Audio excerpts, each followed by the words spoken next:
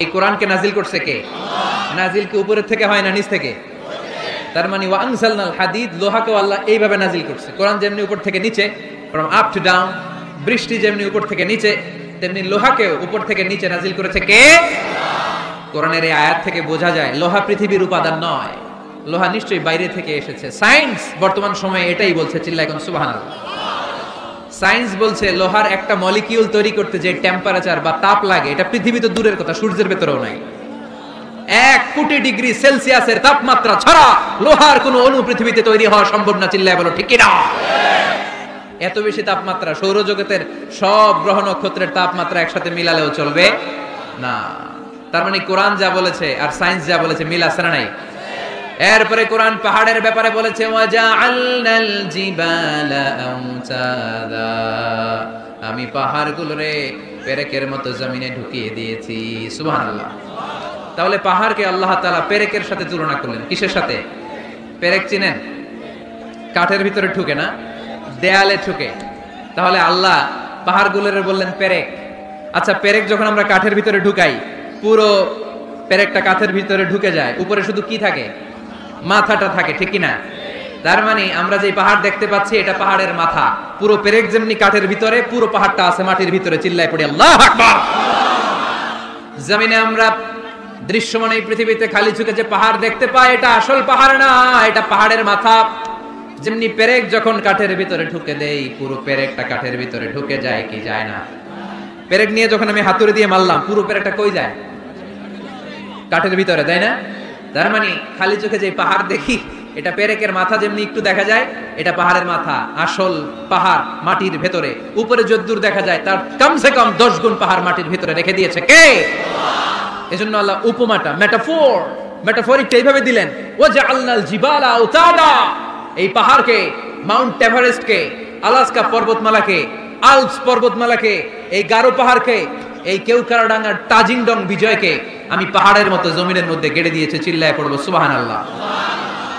আবার আল্লাহ বললেন ওয়ামিনাল জিবালি জুদাদুম বীদুন ওয়া হুমরুম মুখতালিফুন আলওয়ানুহা ওয়া গরাবিবু সুদ, পাহাড়ের মধ্যে কোন পাহাড় আমি বানিয়েছি ধবধবে শুভ্র সাদা, কোন পাহাড় আমি বানিয়েছি রক্তিম লাল, কোন পাহাড় আমি বানিয়েছি কুচকুচে কালো। 3 কালারের পাহাড়। কয় কালারের? মৌলিকভাবে ধবধবে শুভ্র সাদা পাহাড়, অথবা রক্তিম লাল পাহাড়, অথবা কুচকুচে কালো পাহাড়। আপনি পৃথিবীর পাহাড়গুলো নিয়ে যদি গবেষণা করেন, বিভিন্ন রঙের পাহাড় আপনি দেখবেন। আমি তো পৃথিবীর অনেক জায়গায় পাহাড় দেখেছি। মিশরে আমি তুর পাহাড়ের চূড়ায় উঠেছি।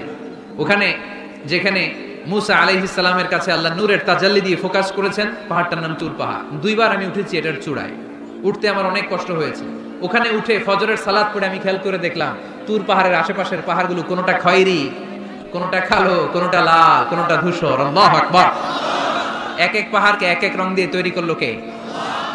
পৃথিবীতে চায়না নামে একটা দেশ আছে না? চায়না একটা শহর আছে গানজু, কি নাম? আজকে যে গুগল করবা, the গানজু city located in China, চায়নাতে অবস্থিত গানজু শহরে একটা পাহাড় আছে। এই পাহাড়ের নাম রেইনবো মাউন্টেন। কি নাম? মানে রংধনুর পাহাড়। রংধনুর কয় রং? সবাই কন, আরো জোরে। 7 রং না? আমরা ছোটবেলায় মুখস্থ করতাম, বেনিয়া সহকলা, বেনিয়া সহকলা। এই 7 রঙের পাহাড় ওখানে দেখা যায়। এক জায়গায় 7 রঙের পাহাড়। সুবহানাল্লাহ কইতে পারলেন না? মজা করে বানালো কে? সুনানে তিরমিজি আর মুস্তাদরাকে হাকিম, মুসনাদে আহমদ ইবনে হাম্বলের হাদিস। আল্লাহ যখন পৃথিবী বানালেন, এই পৃথিবীটা ঘোরার পাশাপাশি কাঁপাকাঁপি শুরু করে দিল। এই পৃথিবীর কাঁপাকাঁপি বন্ধ করার জন্য রব্বুল আলামিন পৃথিবীর মধ্যে পাহাড় গেড়ে দিলে। 7টা tectonic plate, 7 tectonic plates creates the mountain range on earth. 7টা টেকটনিক প্লেট আল্লাহ দিলেন। পৃথিবী সৃষ্টি করার পরে পৃথিবী কাঁপে।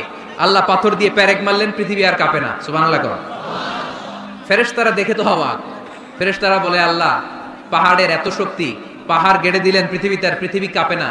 হাল মিন খালকিকা আশাদ্দু মিনাল জিবাল, আল্লাহ আপনার সৃষ্টির মধ্যে পাহাড়ের চেয়ে শক্তিশালী কি কিছু আছে?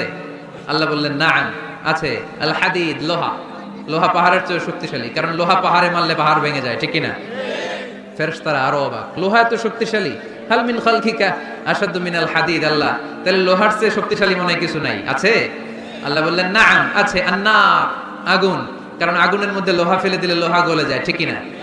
ফেরেশতারা তো আরো অবাক, ফেরেশতারা বলে তাই নাকি, আগুন এত শক্তিশালী, তো হালমিন খালকিকা আসাদ্দু মিনান নার, আল্লাহ আপনার সৃষ্টিতে আগুনের চেয়েও শক্তিশালী কিছু আছে? আল্লাহ বলে আছে। আলমা, পানি, কারণ আগুনের মধ্যে পানি ঢাললে আগুন পাওয়া যায়।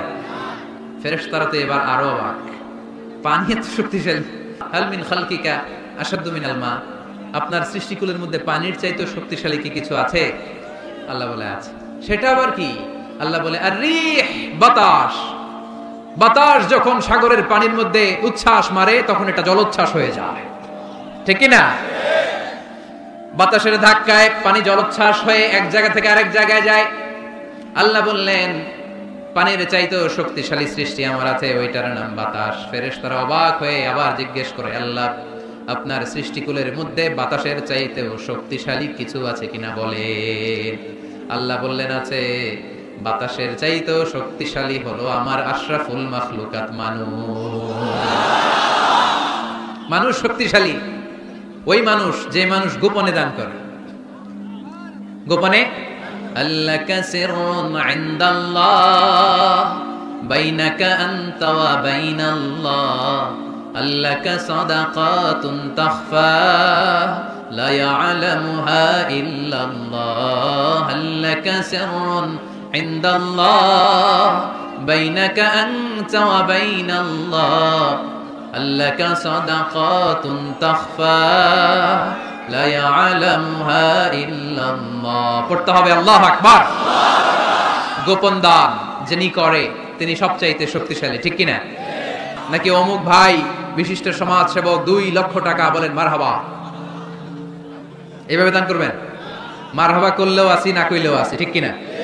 মারহাবা যদি বলে দেন, সমস্যা নেই, মারহাবা না বললেও দিবেন। তাহলে খুশি কে? বেশি খুশি হয় যখন লুকায় লুকায় দেন, নাম না জানায় দেন। ওই দান আল্লাহ এমন ভাবে কবুল করে, ওই দানের কারণে 7 শ্রেণীর ব্যক্তিকে আল্লাহ আরশের নিচে ছায়া দিবে, যেদিন কোনো ছায়া পাওয়া যাবে না, ওই দিন ওই ব্যক্তিকে আল্লাহ টেনে আরশের ছায়ার নিচে বসিয়ে দিবে। তাহলে কোরআন পাহাড়ের কথা যা বলেছে, বিজ্ঞানে ওই কথা আছে না নাই? এরপর কোরআন বলেছে আলাম তারা আন্নাল্লাহা ইউসজি সাহাবান সুম্মা ইউআল্লিফু বাইনাহু সুম্মা ইয়াজআলুহু রুকামান ফাতারাল ওয়াদকা ইয়াখরুজু মিন খিলালিহি, আল্লাহ সাগরের পানিগুলোরে তারায় মেঘ বানায়, আকাশে নেয়, বৃষ্টি নাজিল করে। এটাকে বলে, সায়েন্স এটার নাম দিয়েছে ওয়াটার সাইকেল বা হাইড্রোলজিক্যাল সাইকেল। এটাই আল্লাহ কোরআনে এইভাবে বলেছে, আলাম তারা আন্নাল্লাহা ইউসজি সাহাবা, তোমরা কি দেখো না সূর্যের তাপে বাষ্প হয়ে গ্যাস হয়ে পানিগুলো উপরে ওঠে।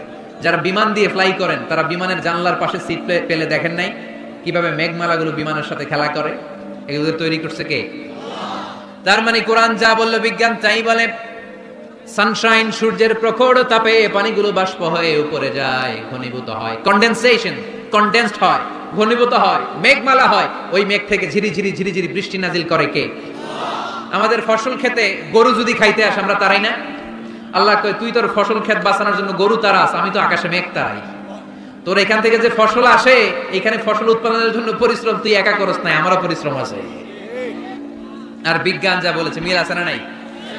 আকাশে মেঘমালা দেখলে বিষ্ণু ইসা ইসলাম ভয় পেয়ে যেতেন, দোয়া পড়তেন আল্লাহুম্মা সাইয়িবান নাফিআ, আল্লাহ উপকারী বৃষ্টি দেন। বৃষ্টি দেখলে, মেঘ দেখলে আল্লাহ রাসূল পেরেশান, একবার ঘরের ভিতরে আরেকবার বাইরে, একবার ভিতরে আরেকবার বাইরে। আম্মা জান বলতেন, ইয়া রাসূলুল্লাহ আকাশে মেঘ দেখলে আপনি পেরেশান হন কেন? আল্লাহ রাসূল কেঁদে কেঁদে বলতেন, আয়েশা আমি জানি না এই বৃষ্টি আর তুফান থেকে মদিনায় সজীব শ্যামল ঘাস লতা পাতা জন্মাবে, নাকি এর মধ্যে থেকে বজ্রপাত এসে আমাদের পাপের কারণে আল্লাহ মদিনাটারে জ্বালিয়ে দিবে, আমি জানি না। আমরাও যে আকাশে মেঘমালা দেখি, আমরা কি জানি এটা কি রহমতের মেঘ না আযাবের মেঘ? জানি আমরা। তারপরেও বৃষ্টি আসলে আমাদের গান আছে না নাই? বৃষ্টি আসলে দেখবেন গান লাগায় দেয়, বৃষ্টি পরে টাপুর টুপুর, ওই কয় পায়ে দিয়ে শোনানো পুর, সব মুখস্থ। এগুলো করা যাবে না। বৃষ্টি দেখলে দোয়া পড়তে হবে, আল্লাহুম্মা সাইয়িবান নাফিআ, আল্লাহুম্মা আসকিনা গাইসান মুগীসান মারিআন নাফিআন গায়রা দার আজিলান গায়রা আজিল। আল্লাহ এই মেঘমালা থেকে এমন বৃষ্টি দাও যে বৃষ্টি আমাদের জন্য কল্যাণকর, যে বৃষ্টিতে ঘাস লতা পাতা জন্মায়, যে বৃষ্টিতে আমাদের গবাদি পশুর জন্য রিজিক থাকে। কল্যাণকর বৃষ্টি দাও আল্লাহ, ক্ষতিকর বৃষ্টি দিও না, তাড়াতাড়ি দাও, দেরি করো না। চিল্লায় পড়েন আমিন। আল্লাহর হাবিব বললেন মুস্তাদরাকে হাকিমের হাদিস, সিনতান লা তুরাদ্দান, দুই দোয়া আল্লাহ কখনো ফিরিয়ে দেন না। কয় দোয়া? এক হচ্ছে ইনদান নিদা, আজানের পরে যে দোয়াটা করা হয়, আজান আর ইকামতের মাঝখানে দোয়া, আজানের সময় দোয়া, এই দোয়া আল্লাহ ফিরিয়ে দেয়, একটা গেল। দুই নাম্বার হচ্ছে তাহতাল মাতার, বৃষ্টির নিচে দাঁড়িয়ে দোয়া করলে ওই দোয়া কবুল করে কে? আর আমরা বৃষ্টির নিচে দাঁড়িয়ে আঁকাবাঁকা মেঠো পথে কোন রূপসী হেঁটে যায়, আছে না নাই? বৃষ্টি আসলে আমরা ভাবুক হয়ে যাই, দরজা জানলা বন্ধ করে দিয়ে অনেকে গান বাজনা ছেড়ে দেয়, হিন্দি গান লাগায় দেয়। তো জন্য বৃষ্টি নাজিল হলে আমরা যেন আল্লাহর কাছে দোয়া করি। বৃষ্টির সময় দোয়া করলে ওই দোয়াটা কবুল করে কে?